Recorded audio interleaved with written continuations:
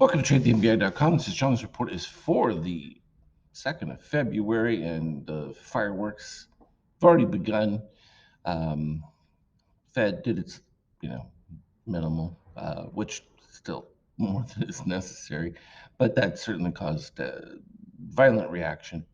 And we already had magenta above yellow, and really not a whole lot of short activity. So it really there was zero resistance against the pretty significant rise, and we're here pushing the upper side of things, even in the post market. So again, the counterintuitive pain trade was always to the higher side, and definitely playing out as such. And that was pretty good volatility move. The NQ right up to where we were talking about from that previous algo level, and it had been a pretty strong runner this whole time uh, since the turnaround. Now, does that mean everything's rosy? It's just an interesting case because when we look at TLT in that, the Fed keeps raising rates, but the market's suggesting that they're going to be cutting them.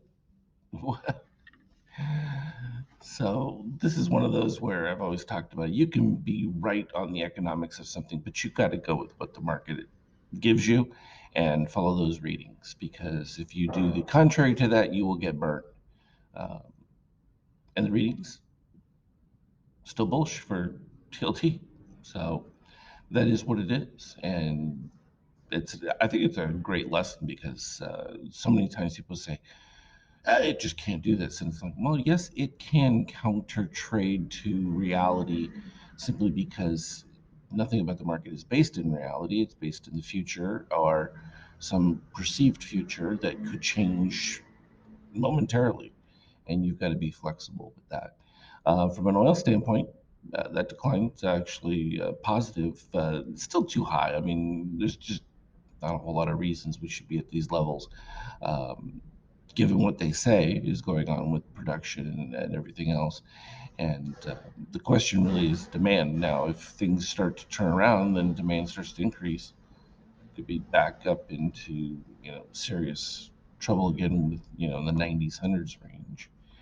Gold, there you go. Now, see, this is an interesting one because given what you see from treasuries, all those kind of things, gold should be plummeting, but it's not. Why? Because obviously everybody uh, with a brain can see that currencies are being devalued as inflation continues to erode buying power, and that's just the realities of it. So certain markets are excited by that and agree with it, others not so much. And Eurozone still suffering dramatically with the price increases, energy, lower production, but skyrocketing from the news of Fed rate hike because it wasn't as much as it could have been. And not that the ECB has announced that they're going to be doing anything, but needless to say, there you have it. It is what it is.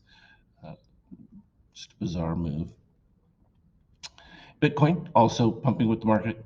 So they held that previous algo level that we had talked about for the breakup coming to it, and now the push. And as I was saying, the next move should get us, into the 30 some range. And ETH also breaking out into the 100% range. A little bit slower than Bitcoin. Bitcoin is actually, I think, performing a little bit stronger. I had gotten so tired of not being able to see a intraday chart with problems I was having. I went and loaded a 5K, not 5K, 5 minute. But here's where you can see where the news popped. Not as effective as seeing a regular chart because finally, after messing with TS forever, I finally got the 5K, and here it is. And that was pretty clean. Right at the 4080 algo level right there. We had some back and forth early part of the day. Slide back just a little bit because the early part of the day was pretty nonsensical. It was just back and forth. There were some decent short plays in there, and then even the turnaround longs. And then when we dipped, we had this sharp jump of magenta. It was a little tougher when you have that red pop up bleeding, but we did get an MBI set up there. Magenta was clearly above. I'm going to look at the code on that one because there's no reason why those wouldn't be green following the MBI white. So I'll take a look at that because we were also with GOC green oversight at that point, and then boom, take off city, and that was a pretty good run. And we blew through all these previous algo levels already. Um, Not much more you can say about it than that. It was just clean. A little bit of a sell-off coming back into the mid 41 range.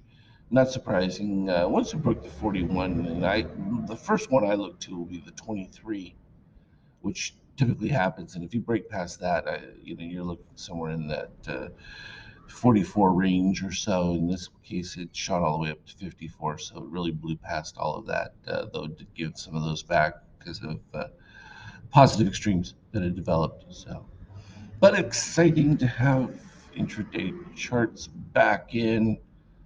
Oh, the excitement! As always, though, look for me on Skype chat. Be able to get some charts up there for you now and show some unique things. Trade well. We'll talk to you later.